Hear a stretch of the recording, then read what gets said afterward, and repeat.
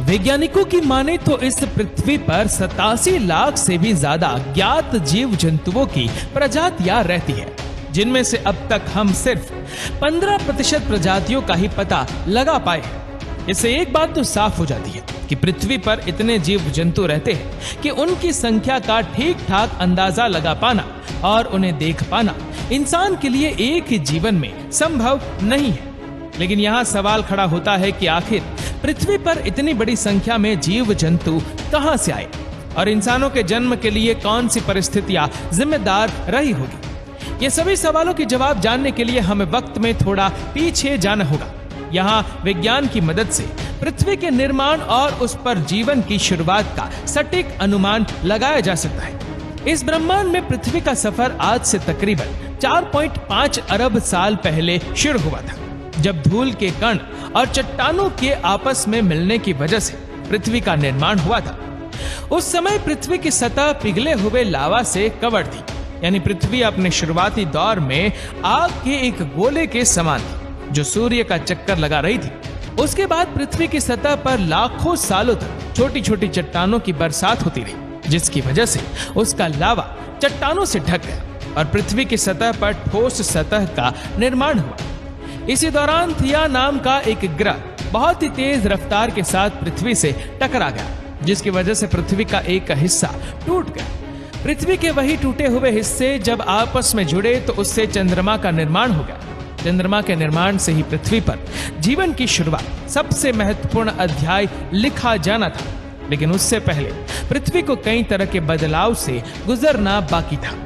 आज से तकरीबन 3.9 अरब साल पहले पृथ्वी को द लेट हैवी बॉम्बार्डमेंट से गुजरना पड़ा, जिसके परिणाम स्वरूप पृथ्वी पर सैकड़ों की संख्या में आग के गोलों की बरसात हुई। इन चट्टानों के साथ साथ पृथ्वी पर उल्का पिंड भी बरस रहे थे, जो अपने साथ जमी हुई अवस्था में पानी की मात्रा को लाने के लिए जिम्मेदार थे। पृथ्वी पर रोजाना सैकड़ों की संख्या में उल्का पिंड टकरा रहे थे, जिसकी वजह से उनके अंदर मौजूद बर्फ के छोटे छोटे टुकड़े पृथ्वी पर इधर उधर फैलने लगे। पृथ्वी का तापमान उस वक्त भी गर्म था, इसलिए उल्का पिंडों के साथ जमी अवस्था में आया हुआ पानी तरल में तब्दील हो गया और उसी तरल जल की वजह से पृथ्वी पर समुद्र का निर्माण हुआ था। उल्का पिंडों की धरती से टकराने का एक फायदा ये भी था कि वह अपने साथ पानी ही नहीं बल्कि नाइट्रोजन गैस भी लेकर आए थे। हालांकि इसके बावजूद भी धरती पर जीवन की शुरुआत के लिए पर्याप्त साधन मौजूद नहीं थे, क्योंकि पृथ्वी के वायुमंडल में बहुत ही जहरीली गैस थी और यहाँ ऑक्सीजन का नामो निशान तक नहीं था। लेकिन इसी दौर में चंद्रमा ने अपना काम करना शुरू कर दिया था, क्योंकि चंद्रमा की वजह से पृथ्वी पर समुद्री लहरों का निर्माण होता है। आज से तकरीबन 3.8 अरब साल पहले धरती पर एक बार फिर उल्का पिंडों की बरसात हुई, जो अपने साथ पानी ही नहीं बल्कि विभिन्न प्रकार के खनिज समेत कार्बन, प्रोटीन और एमिनो एसिड लेकर आए थे। ये खनिज जब धरती पर बने समुद्र के साथ मिले तो उनकी मदद से पृथ्वी पर जीवन की शुरुआत के लिए जरूरी तत्वों का निर्माण हुआ। इसी के साथ ही चंद्रमा के निर्माण से धरती पर मौसम चक्र की शुरुआत हुई, जिसकी वजह से समुद्र का पानी भाप बनकर आसमान जाता और बारिश के रूप में दोबारा धरती पर बरसता था। पृथ्वी पर उल्का पिंडों का टकराव अब बंद हो चुका था, क्योंकि यहाँ मौसमी चक्र शुरू होने की वजह से सालों साल तक बारिश होती रही। इसी बरसात की वजह से पृथ्वी ने बहुत ज्यादा मात्रा में पानी सोख लिया था, जिसका इस्तेमाल आज आप और हम कुएं और हैंडपंप से मिलने वाले पानी के रूप में करते हैं। बारिश की वजह से पृथ्वी में नमी आई, नए जल स्रोतों का निर्माण हुआ और समुद्र का विस्तार होने लगा। पृथ्वी पर इतनी ज्यादा बारिश हुई थी कि उल्का पिंडों से निर्मित समुद्र का विस्तार इतना ज्यादा हो गया कि पृथ्वी के लगभग 71% हिस्से में पानी ही पानी दिखाई देता है। समुद्र के विस्तार और उल्का पिंडों के जरिए पृथ्वी पर आए खनिजों की वजह से पानी की गहराइयों में जीवन का पहला बीज पनपना शुरू हो गया। ये जीवन उस वक्त बैक्टीरिया के रूप में था, क्योंकि समुद्र की गहराइयों में सक्रिय ज्वालामुखी थे जो पानी को अंदर से गर्म करने का काम करते थे। ये बैक्टीरिया सालों साल तक समुद्री पानी के अंदर जीवित रहे, जिसकी वजह से समुद्र की गहराइयों में उन सूक्ष्म जीवों की संख्या तेजी से बढ़ने लगी। इसी के बाद आज से करीब 3.5 अरब साल पहले समुद्र में तेजी से पनप रहे सूक्ष्म जीवों की संख्या इतनी बढ़ गई थी कि वह आपस में ही जुड़ने लगे। और समुद्र तल पर चट्टानों की आकृति का रूप लेने लगे। बैक्टीरिया के आपस में जुड़ने और पत्थर की इस आकृति को स्ट्रोमेटोलाइट कहा जाता है, जो अपने आप में बैक्टीरिया की एक पूरी कॉलोनी थी। स्ट्रोमेटोलाइट सूरज की रोशनी को भोजन में तब्दील करते थे। उसी दौरान बैक्टीरिया एक खास प्रकार की गैस बाहर निकालते थे, जिससे ऑक्सीजन के नाम से जाना जाता है। समुद्र के अंदर कॉलोनी के रूप में सूक्ष्म जीवों ने तकरीबन 2 अरब साल तक पृथ्वी पर लगातार ऑक्सीजन का निर्माण किया, जिसकी वजह से पृथ्वी का वातावरण विभिन्न जीवों के सांस लेने लायक तैयार होने लगा। आज से तकरीबन 1.5 अरब साल पहले विभिन्न गैसों और ऑक्सीजन के मिश्रण से पृथ्वी का वातावरण काफी हद तक तैयार हो गया था। हालांकि उस समय धरती पर सूक्ष्म जीवों के अलावा कोई जीव नहीं था। इस दौरान पृथ्वी के अंदरूनी हिस्सों में हलचल पैदा होने लगी, जिसकी वजह से पृथ्वी पर अलग अलग महाद्वीप का निर्माण हुआ। दरअसल यह हलचल भूकंपीय झटके थे, जिसकी वजह से पृथ्वी पर मौजूद छोटे छोटे जमीन के हिस्से मूवमेंट की वजह से आपस में जुड़ गए और एक विशालकाय भूमिखंड का निर्माण हो गया। पृथ्वी के उस जमीनी हिस्से को रोडिनिया के नाम से जाना जाता था, जिसने बाद में अलग होकर अलग अलग देशों और महाद्वीपों का निर्माण हुआ था। विभिन्न परिवर्तनों से गुजरने के बाद पृथ्वी का तापमान उस समय 30 डिग्री सेल्सियस के आसपास था, जबकि धरती का एक दिन 18 घंटों के बराबर होता था। लेकिन पृथ्वी को एक बार फिर बदलती परिस्थितियों का सामना करना था, जिससे इस नीले ग्रह पर जीवन की शुरुआत हुई थी। आज से लगभग 75 करोड़ साल पहले पृथ्वी का बड़ा जमीनी भाग रोडिनिया अंदरूनी हलचल से टूटकर 2 हिस्सों में बंट गया था, जिसका दूसरा भाग कई सालों तक चले बदलाव के बाद पेंजिया के रूप में विकसित हुआ। इसके बाद पेंजिया से टूटकर ही दूसरे हिस्सों लोरेंशिया और गोंडवाना कॉन्टिनेंट का निर्माण हुआ था।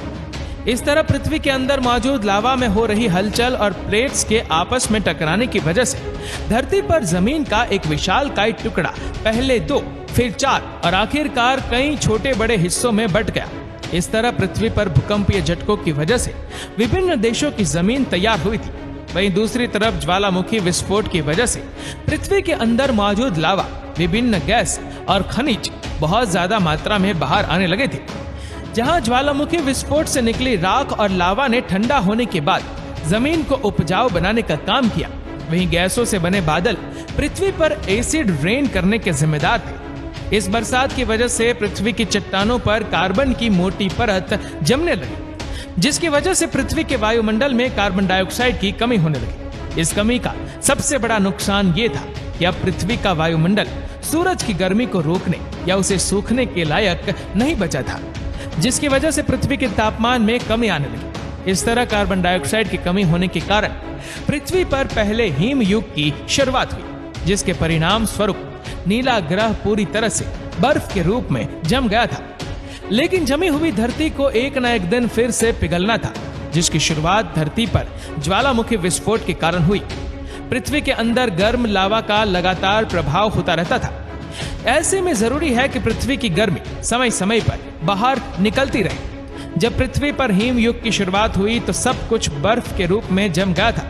ऐसे में धरती के अंदर मौजूद गर्मी लगातार इकट्ठा होती रही और एक दिन दबाव के कारण बर्फ की मोटी परत को तोड़ते हुए सारी गर्मी और लावा बाहर निकल गया।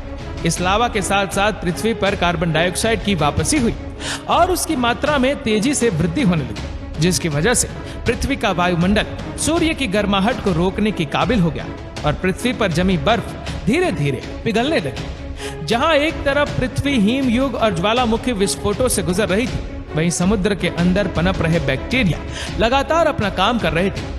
आज से तकरीबन 54 करोड़ साल पहले पानी में ऑक्सीजन की मौजूदगी की वजह से सूक्ष्म जीव काफी हद तक बदल चुके थे, जबकि उनका शरीर भी विकसित हो चुका था। इस दौरान समुद्र में ढेर सारे समुद्री पेड़ पौधों और अजीब रूप रेखा वाले जीवों का विकास हो चुका था, जो हिम युग के दौरान भी खुद को जीवित रखने में सक्षम थे। इन समुद्री जीवों के साथ साथ एनोमेलोकैरस नाम का दैत्याकार जीव भी पानी के अंदर विकसित हो चुका था। इसके साथ ही सूक्ष्म जीव से ही पिकाया नाम के जीव का भी जन्म हुआ था। ये जीव सिर्फ 5 सेंटीमीटर लंबा था, लेकिन उसके शरीर में कुछ ऐसा विकसित हो चुका था जो आगे चलकर इंसानों के जन्म के लिए जिम्मेदार होने वाला था। दरअसल पिकाया पृथ्वी का पहला ऐसा जीव था जिसके पास रीढ़ की हड्डी थी। इसी जीव के विकास के चलते पहले जीव जंतुओं और फिर इंसानों को रीढ़ की हड्डी मिली थी। आज से 46 करोड़ साल पहले धरती काफी हद तक जानी पहचानी हो चुकी थी, लेकिन यहाँ ना तो जीव जंतु थे और ना ही पेड़ पौधे और जंगल। दरअसल सूरज की हानिकारक किरणें लगातार धरती पर बढ़ रही थी, जिसकी वजह से जमीन पर किसी भी तरह के पेड़ पौधे विकसित नहीं हो पा रहे थे। लेकिन ज्वालामुखी विस्फोटों से निकलने वाली गैस की वजह से पृथ्वी के आसपास एक मोटी परत का निर्माण होने लगा था, जिसे ओजोन लेयर के नाम से जाना जाता है। और इस लेयर के निर्माण की वजह से पृथ्वी पर आसमान से बरसने वाले छोटे छोटे उल्कापिंडों और चट्टानों का खतरा कम हो गया था, जिसकी वजह से पृथ्वी में एक बार फिर बदलाव देखने को मिला। सूरज के रेडिएशन से बचाव के बाद पृथ्वी पर खनिज तत्व की वजह से छोटे छोटे पौधे पनपने लगे थे। वहीं समुद्र में रहने वाली टिक्टालिक नाम की मछली पहला समुद्री जीव थी जो पानी से बाहर आई थी। इस मछली ने अपने विंग्स को पैरों की तरह इस्तेमाल किया और बीतते समय के साथ अपने अंदर पानी से बाहर रहने की विशेषताएं विकसित की थी। तकरीबन 1.5 करोड़ साल के लंबे विकास के बाद टिक्टालिक के शारीरिक अंग काफी हद तक विकसित हो चुके थे, जिसे टेट्रापोड्स के नाम से जाना जाता था। मछली से जमीन में रहने वाले जीव के रूप में परिवर्तित होने वाली यह प्रक्रिया अनोखी और अविश्वसनीय जरूर लगती है, लेकिन यह जीवन चक्र को चलाने के लिए भी जिम्मेदार है। आज से 36 करोड़ साल पहले टेट्रापोड्स के साथ साथ जमीन पर विभिन्न प्रकार के पेड़ पौधों की प्रजातियां भी विकसित हो चुकी थी। इसी के साथ ही शारीरिक अंगों में होते बदलाव की वजह से एक ही जीव की प्रजाति कई जीवों की प्रजातियों में तब्दील होने लगी। इन जीवों में उड़ने वाले पक्षी भी शामिल थे और जमीन पर अपने विशालकाय आकार से दहशत फैलाने वाले डायनासोर्स। लेकिन डायनासोर्स के जीवित रहने तक इंसानों का जन्म मुमकिन नहीं था, क्योंकि उनका आकार और व्यवहार इतना भयानक था कि मनुष्य की शारीरिक संरचना का निर्माण हो ही नहीं सकता था।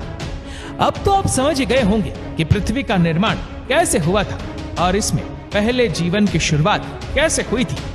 बदलाव और जीवन के इसी खेल ने डायनासोर को जन्म दिया था। तो दोस्तों, उम्मीद करते हैं कि वीडियो आपको पसंद आई हो। आपको ये वीडियो कैसी लगी नीचे कमेंट करके जरूर बताएगा, और अगर आपको वीडियो अच्छा लगा हो तो इस वीडियो को लाइक करेगा, शेयर करेगा ज्यादा से ज्यादा लोगों तक, और ऐसे ही और भी रोचक जानकारियों के लिए सब्सक्राइब करें हमारे यूट्यूब चैनल को और फेसबुक पर फॉलो करें हमारे पेज को। धन्यवाद।